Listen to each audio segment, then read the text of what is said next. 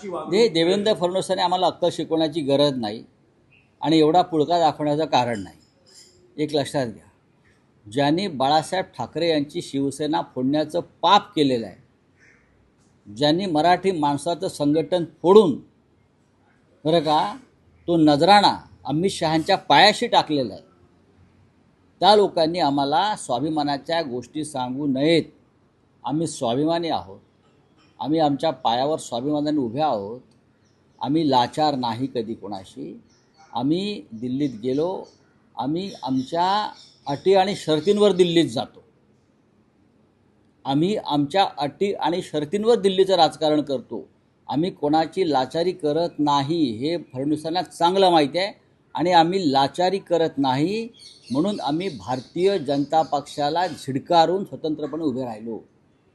तुम्ही आमचा अपमान करण्याचा प्रयत्न केलात अमित शहांनी, देवेंद्र फडणवीसांनी, त्याच्यामुळेच आम्ही स्वतंत्रपणे भूमिका घेतली आणि त्या भूमिकेशी आम्ही ठाम आहोत.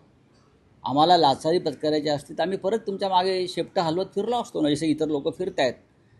आम्ही तुमच्याशी लाचारी करायला तयार नाही म्हणून तुम्ही पक्ष फोडला आमचा, आणि तो जो गट आहे लाचारांचा तो शेपट्या हलवत तुमच्या मागे दिल्लीत फिरतो आहे. आम्ही त्यातले नाही, लक्षात घ्या मिस्टर फडणवीस. तेव्हा आम्हाला या बाबतीत ज्ञान देण्याचा प्रयत्न करू नका.